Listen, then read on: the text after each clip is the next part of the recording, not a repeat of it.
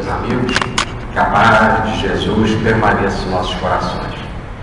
Então, o tema que nós vamos desenvolver hoje é o fermento dos fariseus e dos saduceus.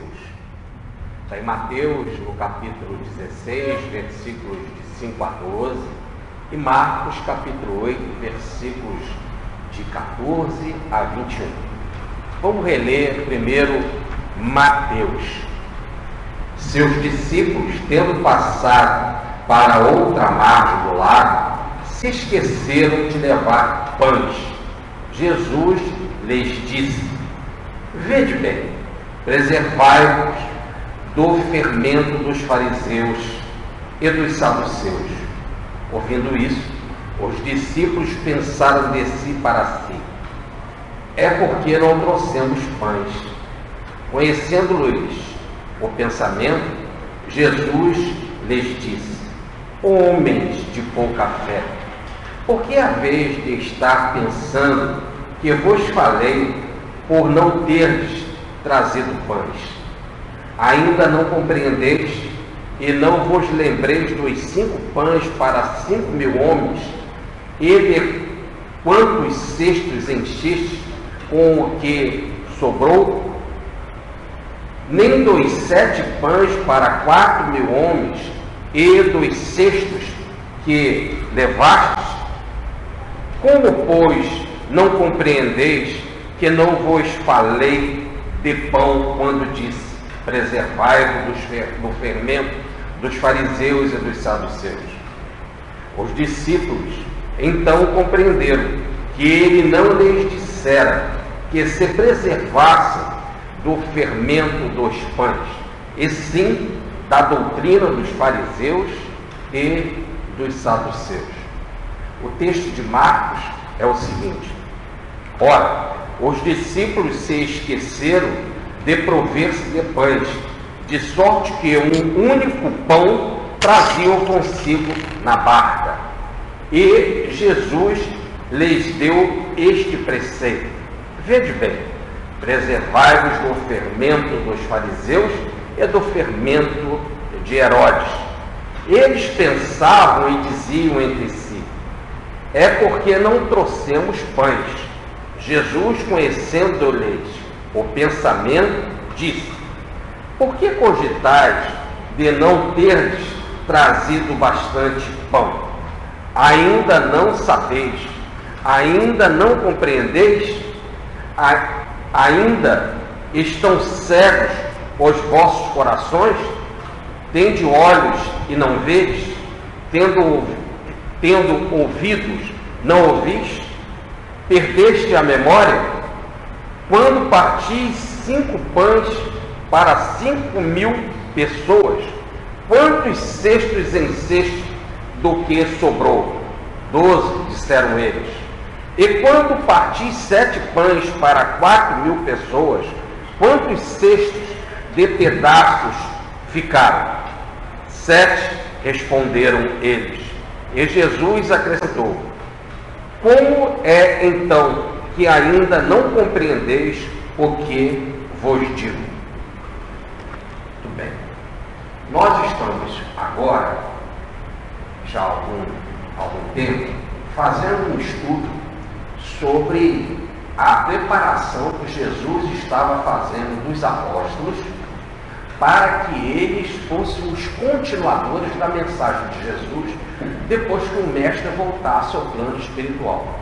Na vida tudo funciona de forma orgânica, né? Em parceria, em unidade, em perfeita unidade coletiva. E as pessoas precisam ser treinadas, e o melhor treino é o do exemplo, para que possam então desenvolver as suas potencialidades e a missão para a qual elas foram chamadas.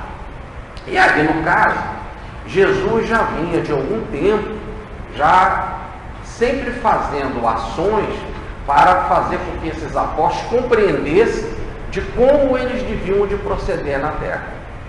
Então ele ensaiou algumas vezes se recolher com os apóstolos, ir para um local assim mais afastado para poder conversar, discutir entre eles, descansar, E sempre acontecia determinadas coisas que impedia esse descanso, né? Esse retiro deles. Aí o primeiro aprendizado. Nem sempre a gente consegue aquilo que deseja. E às vezes você vai para o retiro, e o retiro, o descanso faz parte da vida, mas algo mais imperioso, mais importante, mais grave, como uma multidão aflita, precisa da sua atenção. E isso não quer dizer que você não deva continuar planejando um descanso, não deva continuar planejando um recolhimento. Tanto que numa outra oportunidade eles fizeram isso. Foram para terras mais afastadas, como a Fenícia, em que eles não eram assim tão conhecidos, mas eram conhecidos, mas não tanto, né? E lá tiveram a oportunidade do descanso. Mesmo assim, Jesus foi reconhecido e teve de atender uma pessoa sirofenícia. E quando a missão de Jesus era exclusiva para Israel, ele fez esse atendimento, dada a insistência da pessoa, dada também a sua humildade, né? E aí Jesus vai além daquela tarefa que ele estava proposta, que era pregar e curar em Israel, e faz também cura na Fenícia. É mais um aprendizado para os apóstolos, né? Nós não devemos ficar engessados. É isso que eu tenho que fazer, é isso que eu vou fazer e pronto. Nós temos que também ter um olhar mais flexível para, nessa flexibilidade, não ser intransigente e também poder atender a todos. Depois, Jesus podia ter feito um caminho direto para a Galiléia, cerca de uns 60 quilômetros de viagem, e resolveu percorrer com os apóstolos por um ambiente assim não tão conhecido, em que eles não eram assim tão conhecidos, de cerca de 150 quilômetros. Né? Levaram alguns dias de caminhada, porque tiveram então a oportunidade de conversar mais, de trocar mais informação, de dialogar por enquanto que caminhavam de forma mais relaxada, mais tranquila. E assim chegaram no ambiente da localidade lá de Decápolis. E ali eles então receberam, Jesus recebeu uma quantidade muito grande, né, de pessoas, de doentes, né? E Jesus curou a todos. Mais do que isso também, curou inclusive pessoas que estão além de problemas de obsessão. Era um caso de um surdo e mudo. Aquela multidão estava ali e tal, precisava de atenção. E Jesus, diz lá a passagem, sentiu uma grande compaixão por essa multidão. E não quis que ela partisse sem estar também alimentada. Quer dizer, um outro aprendizado que ele passou para os apóstolos olha, nós não estamos aqui só para atender as pessoas que nos procuram, atender naquilo que elas precisam, dando ensinamento e fazendo curas. Nós temos que pensar no sofrimento que elas trazem. E o sofrimento que vai além desse momento. O sofrimento também tem passado e também as pessoas caminham e vão para o futuro. Da onde que elas estão vindo? Há quanto tempo que elas estão caminhando? Como que elas estão aflitas e sobrecarregadas, vindo até a minha presença? Né? Quanto tempo levaram nessa caminhada? Agora eles vão ter que voltar para casa também. Já foram atendidos, já foram curados, mas como é que vão voltar? Tem condições para voltar? Estão alimentados? Então Jesus mostra que a visão de atendimento, ele passa para os apóstolos, é uma visão muito mais ampla. Não é só um serviço do momento, mas você tem que pensar no conjunto, antes de tudo, tendo compaixão pelo outro, amando. Aliás, é só quando a gente ama verdadeiramente o outro que nós nos colocamos realmente como filhos de Deus. Ou melhor, fazemos parte da Constituição Divina. Somos seguidores da Constituição Divina, que é o amor. E só assim a gente pode dizer que está à imagem e semelhança de Deus, porque está vivendo o amor. E por estar vivendo o amor, está se igualando ou se aproximando o máximo possível do Criador. E tem a lei básica, a Constituição básica, o amor. que é amor. Então Jesus faz essa recomendação, prestem atenção, amem acima de tudo. Não é só um atendimento de pregar e curar, que o amor esteja antes de tudo, E por quê? Porque nós temos que também entender que essas pessoas, elas são curadas, mas vão voltar para casa, têm suas dificuldades no trabalho, a casa distante, vamos ajudar. E aí Jesus multiplica os pães.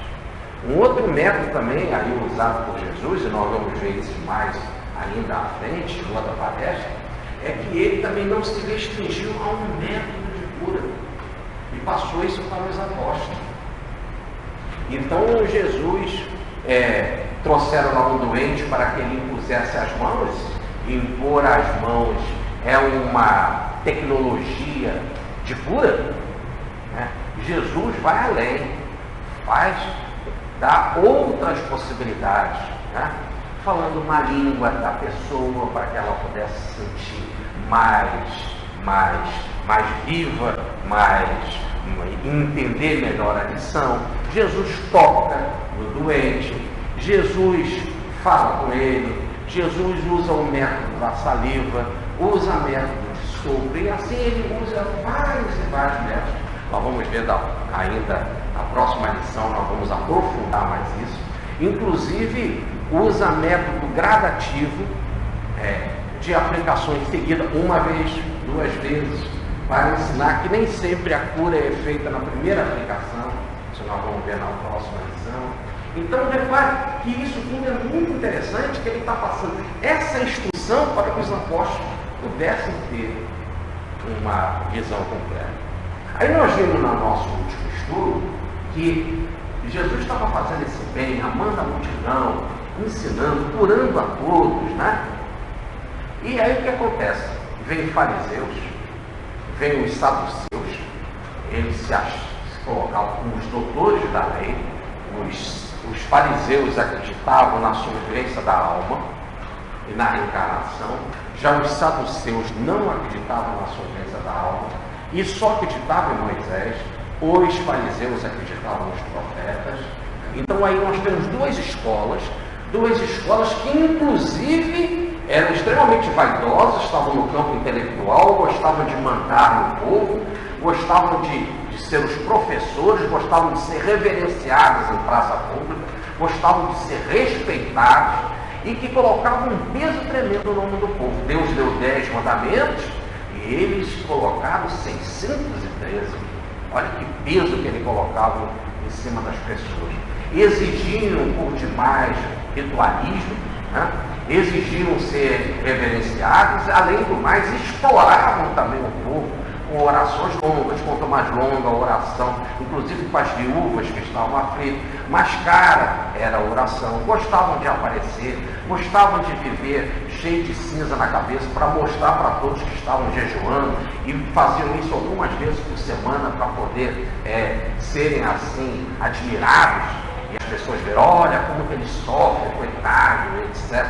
Então, eles se aproximam de Jesus, essas autoridades, que vão mais pelo lado intelectual do que pelo lado do amor, tanto que eles não confortavam a multidão de Jesus, aquela multidão toda que procurava ele.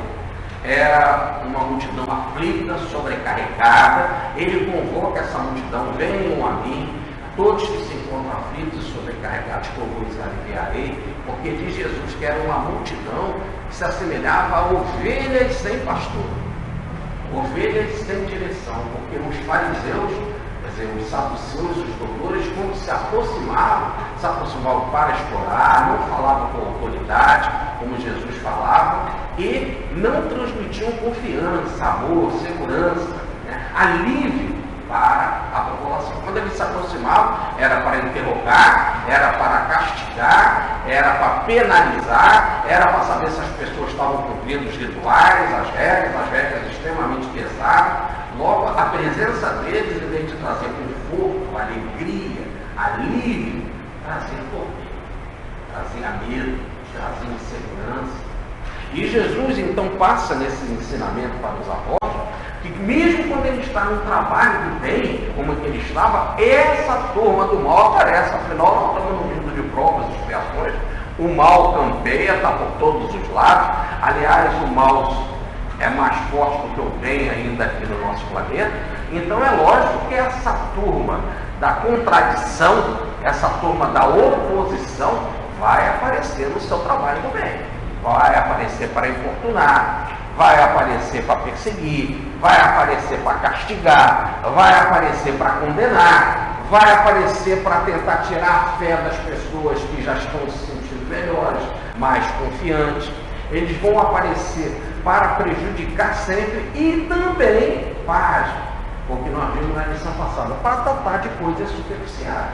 Por enquanto que Jesus estava tratando de cura e curando a todos que estavam aflitos e que estavam ali já há 3 dias e há 3 noites, né, esperando um consolo de Jesus, né, eles passaram e pediram para Jesus mostrar um fenômeno do céu, um fenômeno extraterrestre, né, como parar o sol, parar a lua, fazer chover, qualquer coisa assim, qualquer coisa que seja escandalosa.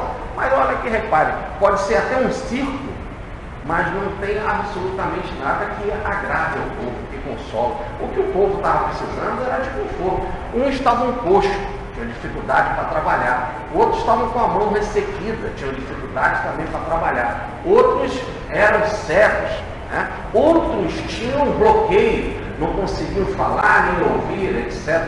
Então, e isso tudo gerava o que era pior. Somente naquela época que todo o trabalho era manual e que se não tinha uma sociedade, os direitos dos doentes, dos enfermos, o direito principalmente daqueles que têm deficiências, certas deficiências, não eram respeitados, esses direitos não eram aclamados.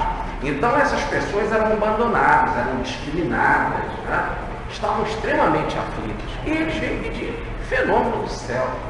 Então Jesus alerta mais uma vez com relação a isso. Tudo bem, termina a lição e aí é como se estivesse passando para os apóstolos todo esse roteiro de possibilidades que eles vão ter que enfrentar quando eles estiverem aqui atuando entre os homens.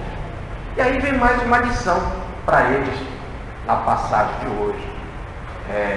Eles pegam o barco, atravessam o lago, vão para outra margem e eles observam, de forma geral, como diz Mateus, eles esqueceram de se prevenir de pães.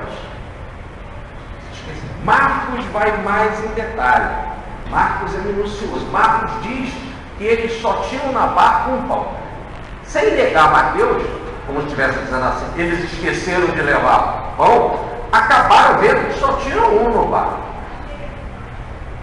E aí Jesus pega e faz a seguinte lição, ou dá a seguinte lição. Vede bem, começa o texto. Vede bem, observa bem, bota a mente para funcionar como uma antena parabólica. Capta, vê se você capta a lição. Qual é a lição? Acautelai, preservai-vos dos fermentos dos fariseus, dos saduceus e de Herodes. Aí nós temos 3 instâncias. Nós temos instância na área doutrinária, na área religiosa, que são as 2 escolas dos fariseus e dos saduceus. Nós já vimos que eles brigavam entre eles para ver qual que tinha a melhor escola, mas todos os 2 eram autoritários para com o povo e todos colocavam um peso tremendo no ombro do povo, não aliviavam o povo. E um outro, e aí não é uma escola, mas é uma forma de governo, que é a forma de governo de Herodes. Como é que Herodes agia? Com impostos extremamente exagerados, cuidando do conforto dele e dos seus familiares, né? Os seus palácios, as suas piscinas, os seus hipódromos, etc. E para o povo, nada, além de ser extremamente intransigente, arbitrário e criminoso. Mas, se até familiares dele ele matava, né, você não pode imaginar o que ele não fazia para com o povo, né? Perseguições, impostos caros e tal, inclusive para manter todo esse luxo, essa vida de conforto, de fato, né? A arbitrariedade é tal que diante de danças e comidas, de prazeres, diante dos amigos, envergonhar, ele chega numa futilidade tal em oferecer para uma dançarina metade do reino dele. Não metade do reino, é uma coisa assim muito superficial. Né? Como ele é rei, mas ele é o dono do reino. No reino mora o povo. É isso? Como que ele faz uma coisa dessa? Então mostrando que diante de bebida, diante de comida, diante de festa, diante dos amigos superficiais também, ele tinha um comportamento assim extremamente infantil. Né? Dá para uma bailarina metade do reino. E a bailarina discorda. E a bailarina pede a cabeça de João Batista. E ele, então envergonhado diante dos amigos, cede, mas aí ele tinha admiração por Herodes, por João Batista. Ele admirava João Batista. Tanto que depois, quando Jesus vai começar a fazer várias curas e tal, ele com a consciência pesada, ele vai até pensar assim, é João Batista que voltou. Eu degolei ele está de volta. Quer dizer, a consciência dele era pesada. E agora, pior do que da metade do reino, ele concorda com a dançarina, né, para ter um prazer com ela, e dar a cabeça do homem que ele admirava. E sabia que era santo, e sabia que o povo temia aquele homem. Então, assim, nós estamos diante de uma pessoa que é convidada para a função de administrar o povo, ele é rei, né? E nós sabemos que nós estamos do chefe. A humanidade não vive sem chefe. Em tudo nós temos chefia. Assim, todas as épocas da humanidade, imagina a chefia, então, de um país que tem que passar exemplo para poder ensinar o povo, e ele passava essa superficialidade, essa agressividade, né? esse luxo exagerado para ele e abandono do interesse da população. E um arbitrário, ditador, bom, e um superficial.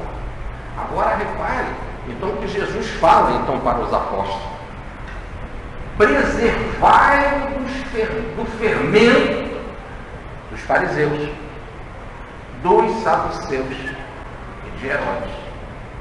E eles começaram a pensar assim: puxa, nós esquecemos de trazer pão. Aliás, nós só temos um pão aqui na barca. Será que ele está falando isso para a gente se preservar desse pão?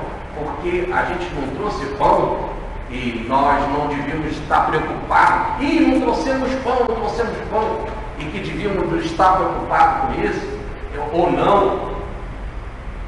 Vocês ficaram pensando em pão, será que ele está falando isso? Porque no exato momento que eles foram fazer a viagem e viram que esqueceram de se prover de pães, eles começam a pensar: poxa, e agora? Esquecemos de trazer os pães para a viagem. Nós vamos precisar dos pães. E eles pensando nisso, e quando Jesus fala preservar do fermento dos fariseus, dos saduceus e de Herodes, eles interpretam: será que é porque nós estamos pensando que nos pães que nós esquecemos de trazer? E diz a passagem que Jesus, lendo no coração deles, mais uma vez o ensinamento, mais uma vez a ideia de que mesmo quando vocês estiverem aqui no mundo pregando, e eu já ter voltado para a casa do meu pai, como aqui ou depois, eu tenho a capacidade de ler o pensamento de vocês, de confortá-los, de orientá-los, de consolá-los. Eu estarei presente sempre à frase de Jesus, eu não vos deixarei órfãos nunca. Então saibam que eu tenho essa capacidade de percebê-los por dentro. O reino interior de cada um é mapeado por Jesus. E aí, quando eles começam a pensar assim: será que nós devíamos ter, não estar aqui pensando em pão? Ou será que deveríamos ter nos preocupado com os pães? Aí, quando eles estão nessa discussão, Jesus lê eles por dentro e fala assim: vede bem, preservai-vos dos fermentos dos fariseus. E eles começam a dizer: por que Jesus está falando isso? Será que é porque a gente esqueceu de trazer então a guarnição de pão? Aí Jesus fala então para eles de forma assim bastante firme, chamando-os à razão, chamando ao bom senso. E Jesus diz assim: Por que cogitais de não ter trazido bastante pão? Por que estão pensando nisso? Ainda não sabeis, ainda não compreendeis, ainda estão cegos vossos corações.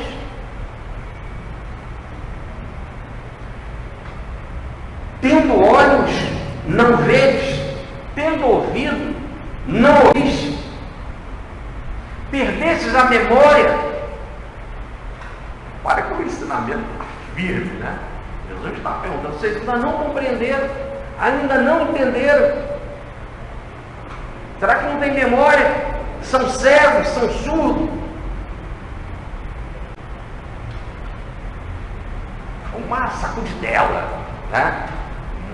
Uma sacudidela para tirar as poeiras do preconceito, né? Passou um espanador geral, um aspirador de pó.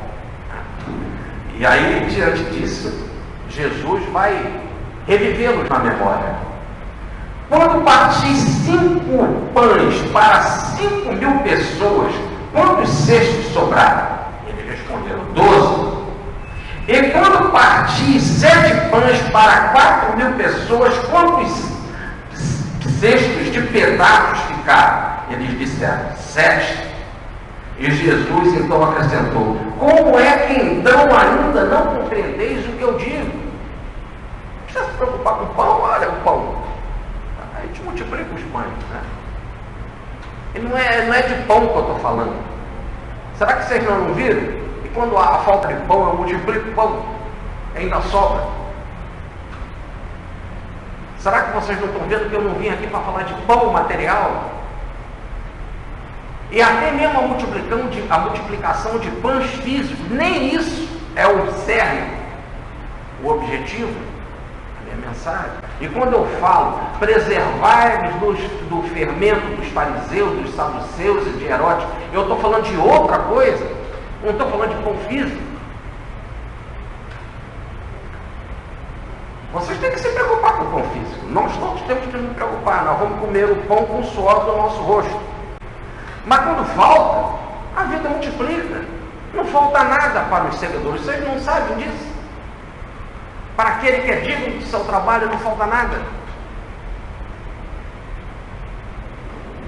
E aí Mateus, ele chega à conclusão: preservai-vos, diz Jesus, do fermento dos fariseus e dos saduceus.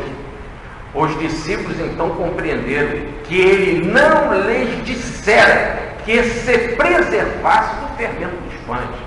Pode comer pão à vontade ou não comer pão. Se esqueceu, esqueceu.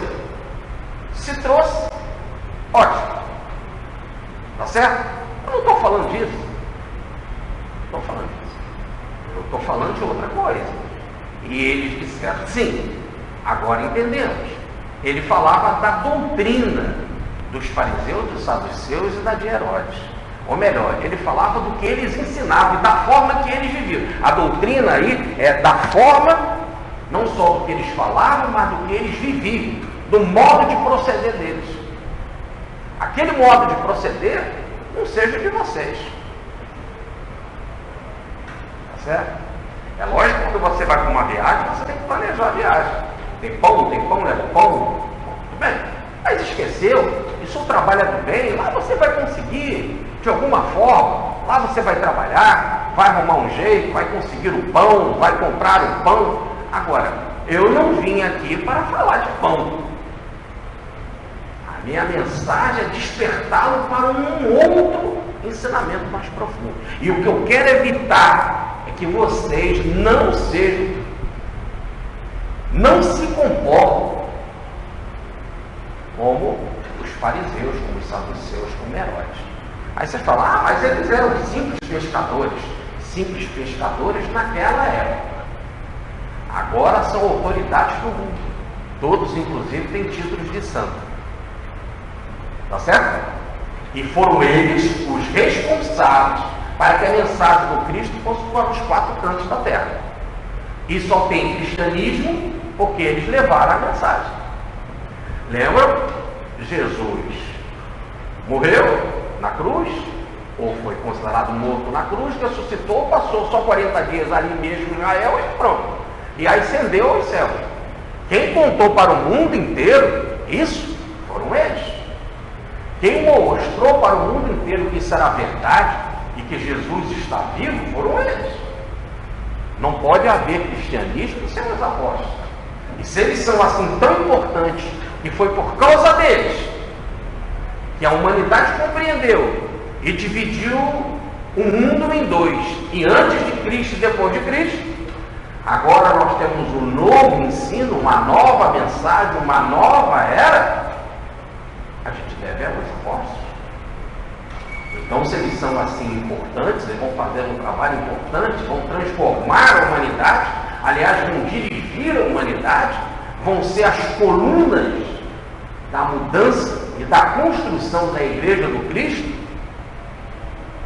eles não podem se comportar como os fariseus, como os saduceus, como Herodes. Não podem ser arbitrários, arrogantes, vaidosos, colocando um povo cheio de rituais, cheio de preocupações com coisas materiais, né? E sim levar o consolo, a fé, a esperança, aliviar corações, ter compaixão pela multidão, pensar que a multidão está doente, cuidar das formas mais variadas de cura, as mais variadas, sempre visando aliviar, não ser rígido, porque ele é estrangeiro, porque não está na minha... Agora é abertura total, é o próximo está ali, o próximo precisa de compaixão. Tire de dentro de você esse amor e se coloque no lugar dele, a empatia, e o ame, porque só assim você está fazendo a vontade divina e não a doutrina ou o exemplo dos fariseus, saduceus e de Herodes. Você vai ter o comportamento perfeito, um cidadão, filho de Deus, que ama e que tem no amor o seu norte, a sua direção. Bem, então, ele é bastante assim, didático no ensino. Ele diz assim: pensai bem, vede bem, preservai-vos do fermento dos fariseus. E aí os apóstolos falam, né? Agora nós entendemos que nós temos que nos preservar daquela forma de se comportar dos fariseus. Mas antes eles pensavam que era um negócio de pão, era pão material. Jesus disse: olha, não é, preste atenção, perderam a memória? Olha, tinham 5 pães, 5.000 homens, 5.000 homens, tá certo? E todos comeram, ainda sobraram 12 cestos.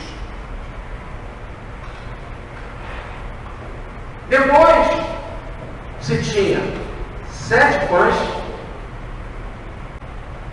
eram 4.000 homens, e sobraram 7 cestos. Não tem regra. Olhe bem. 5 pães para 5.000 homens, a gente pode imaginar assim, que era um pão para cada 1.000 homens.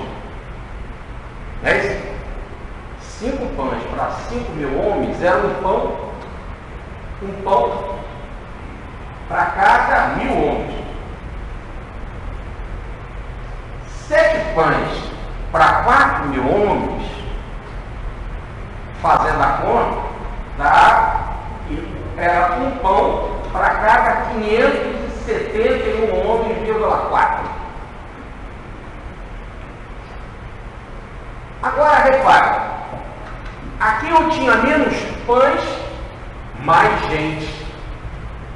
Todos ficaram saciados e sobraram 12 cestos. Aqui agora eu tenho mais pães, de 5 para 7, e também não faz muita diferença. De 5 para 7, com a população de 5.000 ou 4.000, não faz diferença. Mas aqui eu quero dizer que eu tenho mais pães, menos gente, e sobrou menos cesto. Quando aqui parecia que era para sobrar mais cesto. Tá certo? que eram menos pessoas e tinham mais pães, mas sobrou menos. E todos ficaram saciados, isso é importante. Aqui ficaram saciados, aqui ficaram saciados. A saciedade é totalidade. Não preciso de mais, estou saciado. Sobrou. Repare que eu tinha, agora nessa relação, de 5 pães para 5.000, dá uma relação de 1 pão para 1.000 pessoas. Se a gente fizer essa relação de 7 pães para 4.000, a relação aqui é 1 pão para cada 571. 1 pão não dá para 571 pessoas. E ainda sobra 7 cestos. Agora eles vão viajar e é tanta coisa que tinham para fazer, eram tantas atividades que eles fizeram atendendo a população, que eles esqueceram dos pães. Esqueceram de cuidar da guarnição. E diz aqui o texto de Marcos: ora, os discípulos se esqueceram de prover-se de pães, de sorte que um único pão traziam consigo na barca. Agora eles só têm 1 pão. Mas repare que 1 pão, na regra, 1 pão, 1.000 homens, ainda sobra. 1 pão, na outra regra, das 4.000 pessoas, 571 homens. Agora só tem 1 pão, e quanto eram eles? Quantos eles eram? Estavam na barca. Quantos eram? Hã? 13. Muito bem. Eram 13 homens. 12 apóstolos, mais Jesus. Jesus comia pão também. É isso? Se ele tinha necessidade ou não, era uma outra coisa. Mas vamos contar assim. Eram 13. Repare que se com 5 pães, 5.000 comeram e sobraram 12 cestos, e com 7 pães, 4.000 comeram e ainda sobraram 7 cestos, com 1 pão, vai ter problema para 13 pessoas? A regra não pode ser assim. Nem isso é regra, nem isso bate, nem isso explica. Nós estamos aqui falando de coisas finitas, quando o que vale é o potencial infinito do Pai que provê tudo. Por compaixão, aquela multidão estava lá num lugar erro, eram 5.000, fora as mulheres e as crianças. Quantos pães você tem? Temos 5. Eles comeram e sobraram 12 cestos. Agora a multidão estava ali, foram para ser curados, vieram de longe, estavam querendo agora voltar para casa. Podiam desfalecer no caminho. E diz na passagem que Jesus, tomado de compaixão, eram 4.000, tinham 7 pães, todos comeram, ficaram saciados, sobraram 7 cestos. Agora os apóstolos estavam indo para a viagem, esqueceram de levar pão. Agora veja bem, nós só vamos comer pão com o suor do nosso rosto. Para se comer pão tem que trabalhar. Ou então tem que depender de Deus. Só tem um jeito. Você tem que trabalhar, tem que ter o teu recurso, produzir o pão ou comprar o pão. Essa é a única forma que tem. Tá certo? Ou então, uma intervenção espiritual, como foi no caso aqui. E essa intervenção espiritual existe? Foi isso que Jesus estava falando. Lembrar, perder a memória. Perder a memória. Ainda não compreenderam que quando a gente está atuando no serviço divino não falta nada. Isso não quer dizer que a gente não deva ser imprevidente. Eu não vou levar pão, deu na hora lá me dá. Aí não dá. Tá certo? Mas se for por causa do trabalho, do mundo do trabalho, vai arrumar um jeito, a vida vai arrumar um jeito do milagre acontecer. Ou o milagre vem através de um fenômeno de efeitos físicos, fenômeno direto, mediúnico, ou interfere fazendo com que os samaritanos, ou melhor, os espíritos que estão aqui, que são voltados para o bem, venham até nós trazendo alimento, né? Te oferece, quantas vezes uma pessoa vem, você encontra e tal, né? Ela te abraça e diz, opa, vem almoçar comigo, você é meu convidado. Ora, aí, a pessoa está te convidando para comer, ela vai pagar a tua refeição, né? Ou quando você menos espera, uma cesta lá de mantimentos. É interessante que minha mãe tinha uma escola com 150 meninas, órfãs, né, de 3 a 10 anos. E às vezes batia lá a porta da escola e era a polícia, né? Era o que a gente chama do rapa, né? Então ele pegava assim, por exemplo, os vendedores, coisas, tomava e quando sabia que ali era uma escola, vinham fazer a doação. Então traziam limão, laranja, às vezes uma banana, né? E o cara está vendendo, coitado, na barraquinha lá para ganhar o dinheiro. Certo ou errado, evidentemente que tinha que ser legalizado, mas as pessoas estão lá vendendo, né? E a polícia chegava lá e dava lá limão, lá, um saco de limão, um saco de laranja, né? E daqui a pouco se agradecia, era uma escola, a escola tantas crianças sempre precisavam, né? Mas passado algum tempo, tocava o sino na taverna e era um cara que era o dono lá do limão. Foi dar o limão, a senhora fica com um pouco, pode me dar só um pouco para eu continuar vendendo, fica com metade para as crianças. Aí minha mãe dava tudo. Agora é baixo. Veja, aí esse é o trabalho humano, né? Você lembra? Mas aqui você não está precisando, não, faço questão de doar para a senhora. Então, aí pegar lá uma quantidade, lá um quarto desse saco, já dava uma limonada para aquele dia todo, né? Uma laranjada lá para todo mundo, né? E ele continuava ganhando, né? Então ter esse olhar muito importante, a vida multiplica, não falta nada. Olha só, uma vez, Francisco de Assis, eu acho que eu já contei isso aqui para vocês, ele chegou no mosteiro e o chefe da portaria do mosteiro, o Frei Ângelo, chegou para ele e falou assim, no sábado da Maroca, antes de você chegar, 3 bandidos vieram aqui, 3 ladrões, vieram com a maior cara de pau, eles ficam assaltando as pessoas na estrada e moram na floresta, vieram aqui, não conseguiram o recurso, estavam precisando, vieram aqui com a maior cara de pau pedir comida. E eu enxotei ele quando eles pagou ele, porque eles são ladrões, eles assaltam as pessoas na estrada e depois vão viver lá no meio da mata, assustando os outros e ainda roubando. Ainda vem aqui, num mosteiro, num local de pessoas do bem, que está fazendo a vontade de Deus, e pedir comida. Botei eles todos para correr. Francisco disse, está errado, Frei Ângelo. Vá correndo, pega pão agora, correndo, pega pão, pega vinho, pega queijo, pega o que a gente tem de melhor, pega os legumes, pega a toalha. Pega a toalha.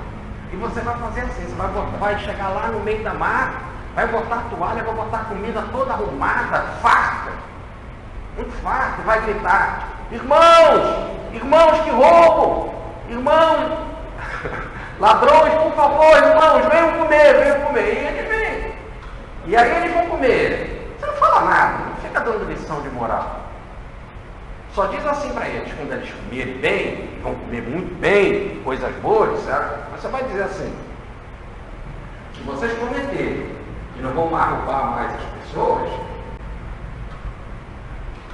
sempre eu vou fazer essa toalha aqui, botar essa comida e trazer para vocês. Vocês vão comer, sempre. Porque ele ficou chateado com os ladrões, ele não quis dar comida, porque ele assaltava as pessoas. Se ele desse comida para eles, eles não iam assaltar, eles faziam esse juramento que não iam mais roubar, e ele ficava servindo. Olha, a função do frade é isso mesmo, é servir o outro e fazer com que o outro não roube mais, o outro aprender a lição, e para isso você tem que se dedicar a ele. Aí o Frei Ângelo foi lá e acontece que esses ladrões refletiram, falaram assim, poxa, esses caras são tão bacanas, serve essa comida aqui boa pra gente, né? E eles mendigos ficam pedindo na rua, ainda trazem aqui pra gente, arrumam tudo, nos serve bem, não come antes da gente comer, espera a gente se fartar, depois se sobrar aqui eles vão comer. Pô, esses caras são muito bacanas, eu estou arrependido, não vou fazer mais isso. 2 entraram para a ordem e passaram a ser 2 bons frades, né? E um outro não entrou para a ordem, mas se arrependeu, não roubou mais, casou e foi constituindo família e seguiu a vida dele. A vida multiplica. Né? Agora, isso é o fermento dos fariseus. O cara chega aqui, ladrão, você vai passar um sermão nele, deixa ele com fome, cai fora que você é ladrão, onde você não tem jeito, a minha missão não é para você. Imagina se o Cristo fizesse acepção de pessoas, né? Nós dávamos frito. Que direito que a gente tem de exigir que Jesus nos ensine alguma coisa, né? Assim conosco. Desde quando nós temos um comportamento para isso. E fica, e nos ama.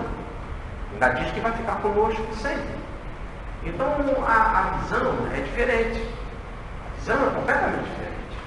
O que nós não podemos é ficar achando, Deus vai me dar, Deus. Não. Faça o teu papel, que tudo que precisar, na hora chega. Então nós contávamos aqui na vez passada, né? E é bom dar uma pequena recordação, quando o Francisco estava recebendo o médico do Papa. Uma pessoa nobre, né? Uma pessoa distinta, um cientista, né? Considerado, importante, vivia bem, comia bem. Poxa, ele vai lá visitar Francisco de Assis para curar Francisco de Assis e vai se oferecer comida para ele. Ofereça. Mas nós só temos aqui uns legumes, disse o Frei. Isso é pensamento do fariseu. Né? Pega esses legumes, faça o melhor possível e ofereça. Se ele comer tudo e você ficar sem nada, ótimo, mais ainda. Né? Se ele não quiser comer, é um problema dele, mas você tenta fazer o melhor e tratar esses legumes como se fosse um camarão, né? Como sendo a coisa mais fina que você possa imaginar. Mas faça com amor, com boa vontade. Na outra passagem, que nós também falávamos aqui, era uma reunião de 5.000 frades e Francisco disse que eles não precisavam se preocupar com a comida, que o Cristo ia ajudar em tudo aquilo que eles precisavam. Mas eles estavam ali em serviço, se reuniram para aprender e para ir mundo afora divulgando a mensagem. Então, se estavam no trabalho do bem, e diz a passagem, todo trabalhador é digno do seu salário, o plano divino vai interferir. Afinal, eles eram, como diz Francisco de Assis, gerados pela Virgem. Eles eram filhos de Jesus, estavam sob a responsabilidade de Jesus. E aí Jesus vai abandonar? De jeito nenhum. Né? Então, se eles estavam no propósito do bem e não tinham comido, Jesus resolveu. Né?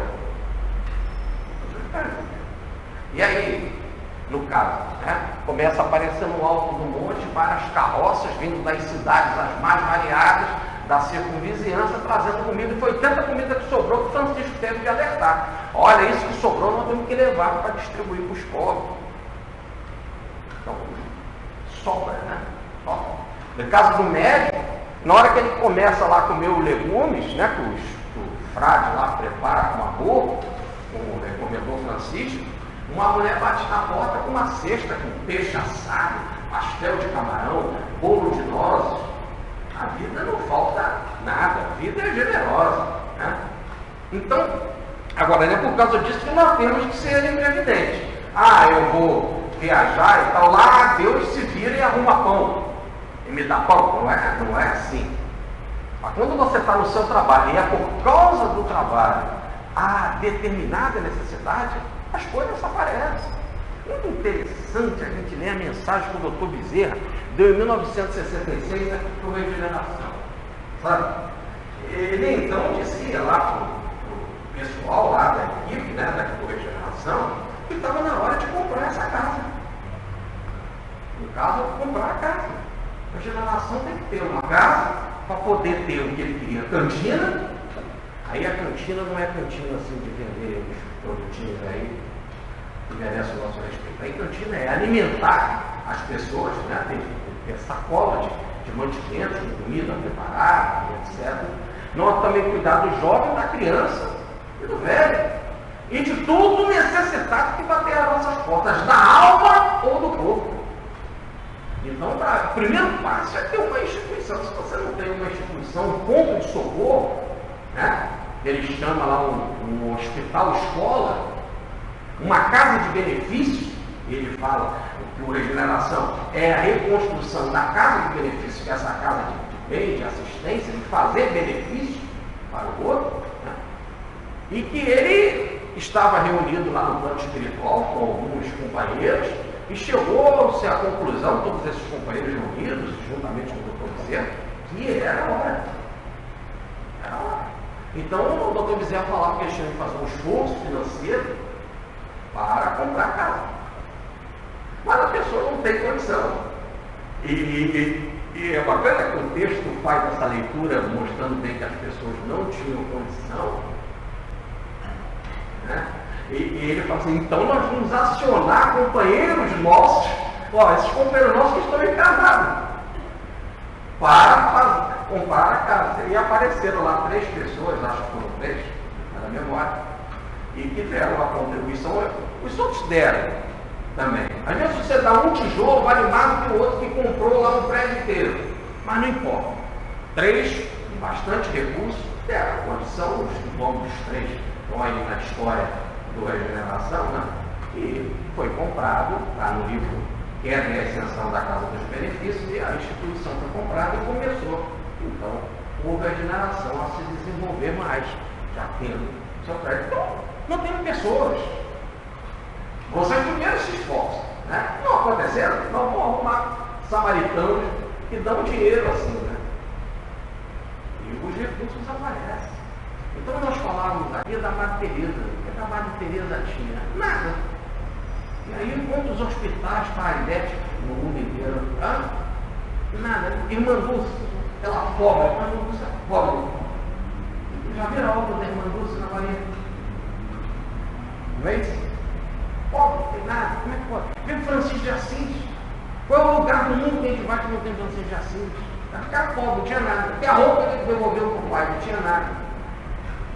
E hoje a ordem franciscana, inclusive, é a mais rica do mundo. Em ordem religiosa cristã. É isso? Só a ordem terceira, agora leiloou com um banco aí, né? Vendeu com um banco. Os prédios na Rua da Carioca, vocês imaginam você ter os prédios na Rua Carioca? Quanto vale isso? O prefeito teve de intervir e tombar, inclusive porque várias lojas importantes iam ser fechadas, porque não podiam corresponder ao preço lá que o banco está exigindo. Aí você fala assim, mas isso aí é um fermento dos fariseus. Eu concordo, estou dizendo que eles não tinham nada. E a ordem, hoje, franciscana, é rica. Então a vida ela é generosa. Agora, o que nós não podemos é ter essa psicologia, né? Como, por exemplo, a psicologia de Herodes. Eu quero fazer uma piscina, eu quero fazer um indoor, porque eu imposto. O que eu vou fazer? Eu aumento o imposto do povo. Isso é uma arbitrariedade. Ou então, o que eu faço? Eu pego eles, invado, tomo a casa deles, prendo, mando matar alguém, etc., tomo o bem dele. Então, isso é loucura. Então, isso a gente tem que entender. Não fazer nenhuma obra que seja de alguma forma, algo, como diz o doutor Bezerra, que seja de ostentação. Então nós não precisamos que seja algo simples, mas que tenha conforto. E mais, que tenha espaço. Eu quero espaço, simplicidade, mas conforto, para que todos possam, quando serem acolhidos, serem bem acolhidos, se sintam bem, se sintam que estão na casa de benefício. Então é aquilo, não falta nada. Essa regra não bate. Essa regra não bate. Porque se 5.000 pães, 5.000 homens comeram, sobraram 12 cestos, dá uma relação de um pão para cada 1.000 homens. Se 7 pães, 4.000 comeram, se saciaram, sobraram 7 cestos, que dá uma regra de que um pão para cada 571 pessoas, mais ou menos. E agora eles só tinham um pão na barca. E eram 13, contando com Jesus. Poxa, é uma fartura, né? Ele estava em fartura. Agora, ou então não estava em fartura, porque também um pão para 13 homens também é pouco. Mas agora tem essa explicação. A explicação é: acautelai-vos do fermento dos fariseus. Não tem o comportamento dos fariseus, dos saduceus, nem de Herodes. Vivam para o trabalho do bem. E se viverem para o trabalho do bem, vocês mesmos vão trabalhar com o dinheiro de vocês, vocês vão comprar o pão. Ou então, as pessoas vão ser generosas. Deus vai intervir e, de alguma forma, o pão vai chegar.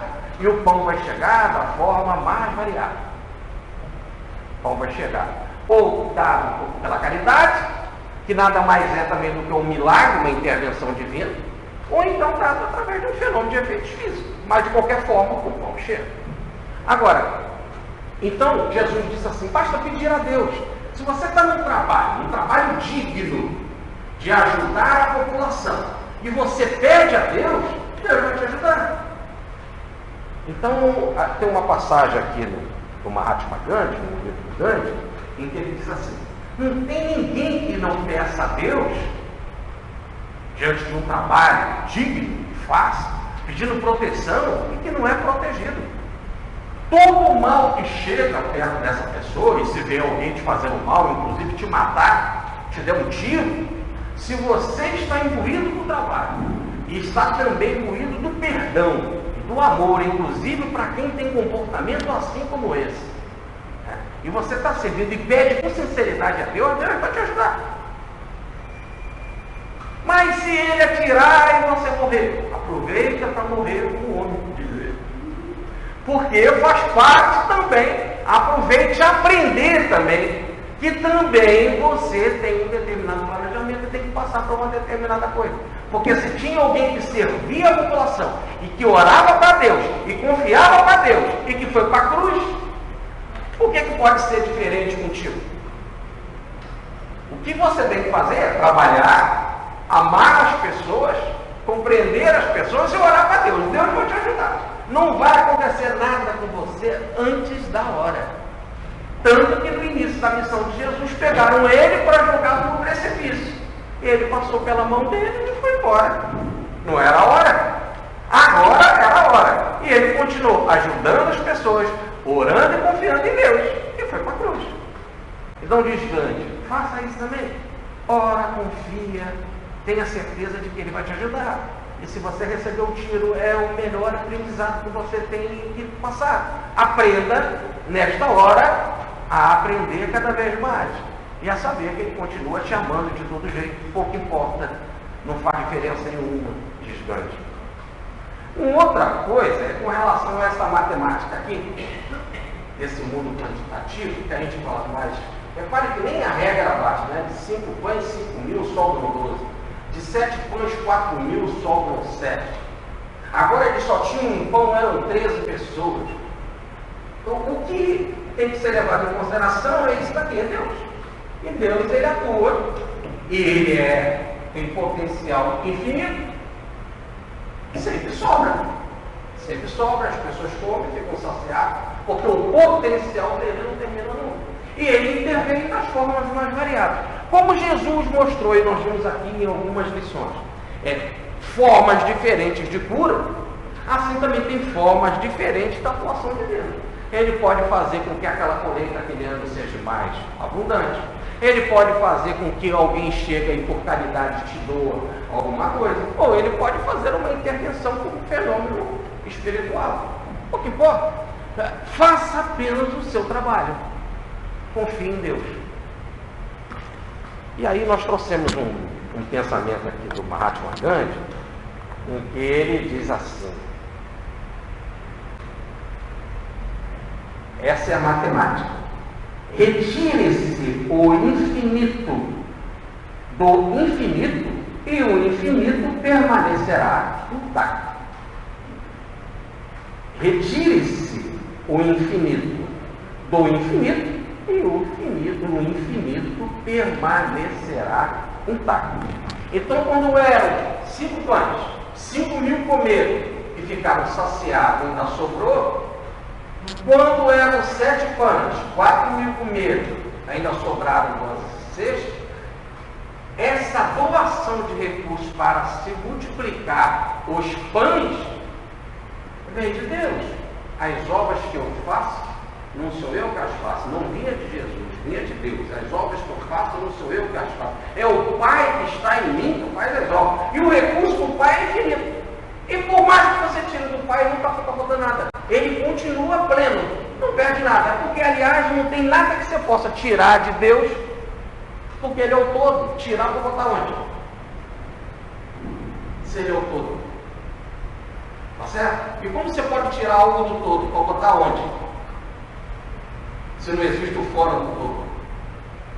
Ele continua intacto, da mesma forma, não há diferença nenhuma. Por isso que não falta nada, absolutamente nada. Agora eles então se preocupam assim, porque nós não levamos pães, será que então nós não devíamos nos preocupar com pães? Jesus não está falando disso. E eles podem se preocupar ou não. Se preocupar, fazer o pão, comprar o pão, ou pela intervenção do alto. Grande vai explicar melhor. Também nós não temos que preocupar-nos assim, não. Comer e o pão não tem absolutamente nada de errado. É perfeito. E Jesus nem estava falando disso. Eles só vão perceber no final. Olha o que Mahatma Gandhi fala. Nosso alimento básico é sempre o mesmo. Aquele que se alimenta de trigo ingerirá outras coisas também. Então você come pão, trigo, mas também você come batata, você come alho, você come carneiro, toma vinho, toma maracujá e outras coisas. Mas o básico, que é o pão, está para todo mundo. Aquele que se alimenta de trigo ingerirá outras coisas também.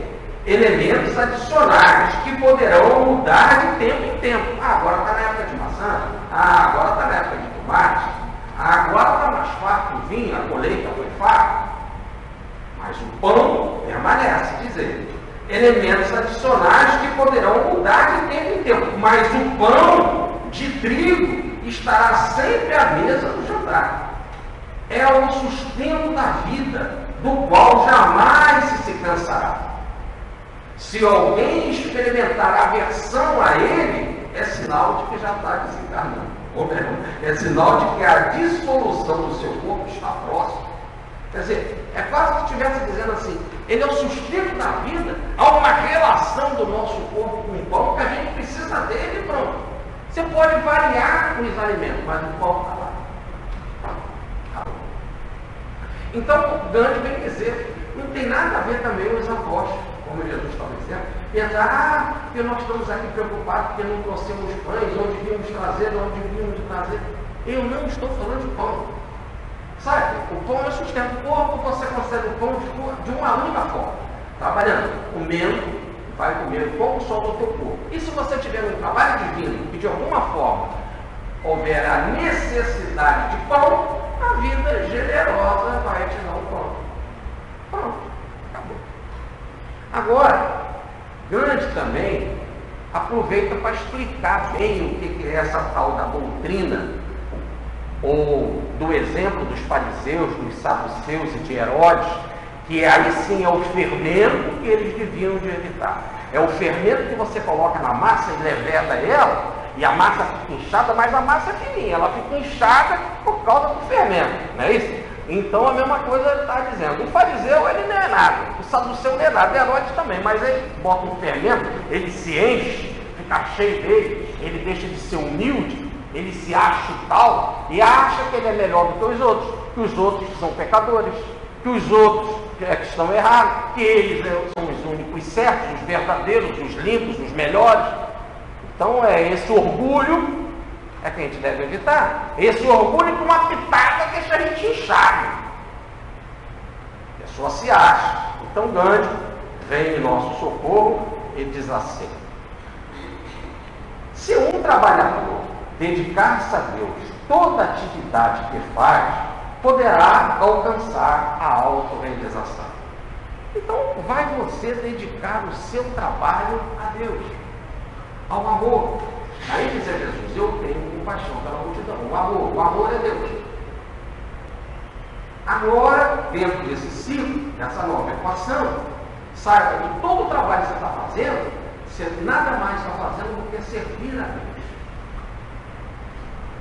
E quando você está servindo a Deus, como se Deus estivesse diante de você, e como Ele é amor, você vai agir diante do outro sempre com amor, nunca olhando o defeito dos outros, nunca como a mãe e o pai não faz diferença entre o filho. O filho pode ser rebelde e não estudar, mas na hora que tem um empadão em casa, o empadão é com o outro. O filho estuda e o filho que não estuda. Certo? A hora que tem uma sopinha bem feita da mãe, de frango, né? Ela vai dar para o filho que é drogado também, a sopinha. E no fim de semana ela vai levar para o filho na penitenciária que é criminoso, o bolo de nozes. Então Deus não faz acepção de pessoa, não faça também. Faça o seu trabalho, se entregue a Deus. Isso na Índia se chama carne e ouro. Ser completamente derrotado ao amor divino. Fazer a sua ação como se estivesse realizando para Deus. Diz ele, autorrealização significa a pureza do ser, porque você não interfere, é Deus que age por seu intermédio. Falando de modo estrito, apenas aqueles que realizam o trabalho físico a alcançam, pois Deus é a força dos fracos. Fraco não significa que aquele cujo corpo é frágil, embora também para esses Deus seja força. Mas devemos considerar que essa fraqueza refere-se a meios e recursos. Diante de Deus todos somos fracos. O trabalho deve cultivar a humildade. Aí é a diferença do fariseu e do saduceu, que vão trabalhar divulgando a doutrina, mas de forma arrogante. Então, diz ele, o trabalho deve cultivar a humildade. O desenvolvimento exclusivo do intelecto pode levar ao desenvolvimento de um tipo diabólico de inteligência. Qual o tipo diabólico de inteligência? Eu sou melhor do que aquele, eu cumpro os rituais, eu faço jejum, boto cinza na minha cabeça e todo mundo vê, olha, você comer tantos dias. Isso é diabólico. Porque você se aproxima do outro para massacrá-lo e dizer para o outro, eu não sou igual a você, eu sou perfeito, Deus gosta de mim, eu vou ser salvo, você não. Isso é diabólico. Fazer apenas trabalhos intelectuais desenvolve tendências destrutivas. Você vai ficando tão arrogante, tão cheio de você, que você vai começar a destruir o outro. O outro é o inimigo. E aí vamos botar Jesus na cruz. O outro é inimigo, vamos apedrejar Estevão. O outro é meu inimigo, vamos dar 3 tiros no Gandhi. E a pessoa fica destrutiva, porque ela fica fria. O intelecto deixa a gente frio, porque falta o sentimento, falta o coração, falta o amor. E o amor é que é lei. O amor é que é a lei divina, que é o código divino. E por isso, extraordinário. E por isso que a guitarra é a Bhagavad Gita, que é a canção do Senhor, né? A canção divina, é o livro mais, é o evangelho deles. É o livro mais importante da Índia, não é mais conhecido, popular, mais difundido, mais lindo da Índia, que são os ensinamentos de Krishna, né? Do Senhor para a humanidade, através do discípulo Arjuna. Ele diz assim, é por isso que a Gita diz que aquele que come sem trabalhar, ingere alimento roubado.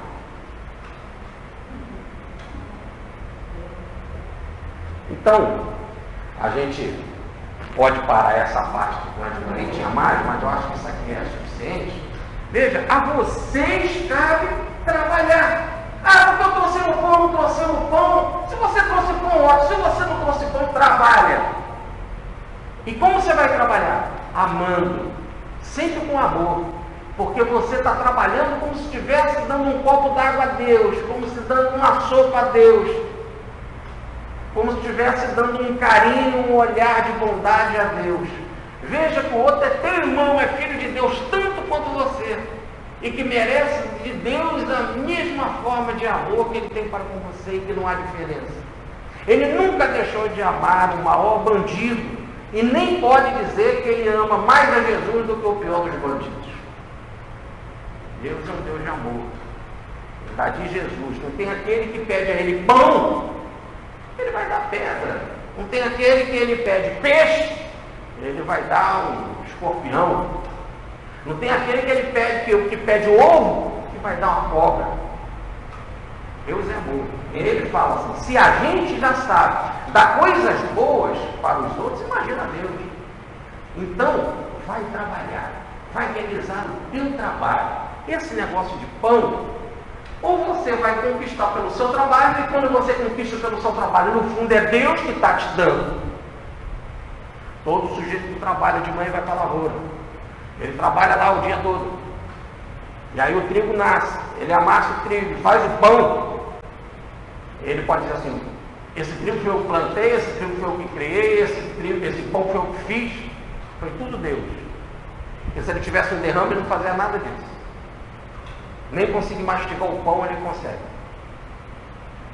Esquece isso. Sempre é Deus que realiza. No caso da lavoura, diz Paulo, eu plantei, Apolo regou, mas é Deus que faz crescer. Olha. É isso? Na inteligência também de fazer o pão, que deu para o homem essa inteligência para ele ter os meios de sustentar e sustentar tão bem, e com tanta variedade, como falou Mahatma Gandhi, mas sempre mantendo o padrão, no caso do pão. Esse é o alimento cósmico, né? O alimento divino, está presente em todas as nações. Então diz Jesus, vai trabalhar, faça o que você tem que fazer por amor. E esse negócio de pão, o banco divino tem recursos infinitos e nunca vai faltar crédito. Basta você é um trabalhador dele. Você imagina você trabalhar numa grande empresa, ou na Petrobras, por exemplo.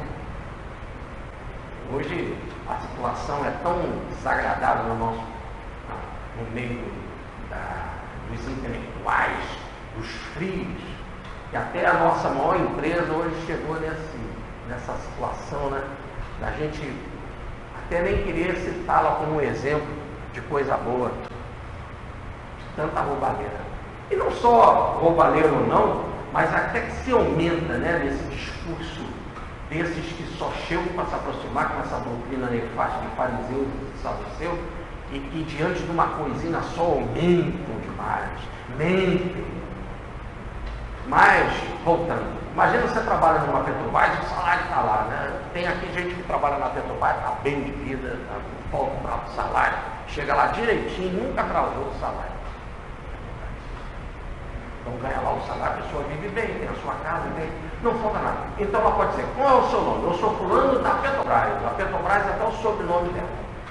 Né? E a Petrobras sustenta ela, sustenta a família dela, sustenta o trabalho assistencial que ela faz, sustenta tudo. Né? E ele, em contrapartida, dá para a Petrobras o seu serviço, a sua atuação, o seu amor, a sua dedicação. Agora imagina como você está na empresa divina. Sem querer também mostrar que as empresas nada mais são do que empresas divinas. Indiretamente toda empresa, do camelô à padaria, à indústria, a uma Petrobras, todas pertencem a Deus, independente de pensarmos assim. Imagina você agora estar no serviço divino. Você é um apóstolo chamado por Deus. Aliás, a frase não é nossa, é de Jesus. Esses que o Pai me deu. Então não foi ele que escolheu. Eu quero Mateus, quero Pedro, quero outro. Esses que o Pai me deu. É do Pai. Então, antes de tudo, é escolha divina. E está na obra divina, que é a obra da evolução. Eles foram chamados para trabalhar na obra divina de realizar a evolução planetária. Sabe o que é isso? Como que você pode trabalhar na empresa divina e te faltar alguma coisa? A empresa, você chega para a empresa, chega na empresa, está faltando um computador. está faltando uma tomada, está faltando alimento lá para o café da manhã. Não é isso? E a empresa vai e compra. Né? Ela está lá no orçamento, ela vai e traz o recurso. Imagina na empresa divina. Falta o que na empresa divina? O que? O que um apóstolo pode precisar aqui na terra para realizar o trabalho dele, que é o trabalho de Deus, e que vai faltar? E que vai atrasar. Nem atrasar. Então é um banco com acesso direto, né? Todos têm um gerente exclusivo que é Deus. Hoje você no banco, você é do Private, né? Você é do Uniclass, você é do Preference, você é de qualquer um, Jambor. Agora você tem todos têm o seu cliente especial, tem o seu gerente exclusivo.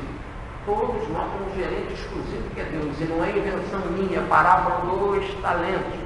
O Senhor chegou, deu um talento para cada um, enterrou o talento. O Senhor disse: por que você não procurou um banqueiro, um gerente, um administrador financeiro, que no fundo é Deus? Todos nós temos um Deus à nossa disposição para multiplicar o nosso patrimônio, para liberar recursos. Agora eu vou para o empreendimento tal, estou precisando de tanto. Se o trabalho é honesto, se o trabalho é verdadeiro, se aquele trabalho tem que acontecer, falta nada. Por isso que a gente pode entender Madre Teresa de Calcutá não ter nada, cuidando de doentes que ninguém entendia nada, que ninguém sabia o que era AIDS, e ficou com o hospital aí pelo mundo afora. Agora você entende que Francisco de Assis deu até a roupa dele para o pai, ficou pelado, terminou a vida com 5 mil frades, e hoje a ordem franciscana está mundo afora. Agora você entende porque Jesus era carpinteiro. E o cristianismo está em toda parte do mundo, e o livro mais vendido no mundo é o dele. Está aí, é um recurso que não falta nunca. Basta você fazer o que tem que fazer. O que é? Se acautelar do orgulho, da vaidade, da ambição, igual os fariseus, saduceus e Herodes, se entregar ao trabalho divino, fazer a vontade divina, seguir o exemplo de Jesus, que não vai te faltar nada, absolutamente nada. Muita paz, fico com Deus. É você, ou? É você, ou é a dona Solange, ou o seu Rogério? Oi? Mas é bom você já mudar a vibração que você vai fazer as palestras, entende?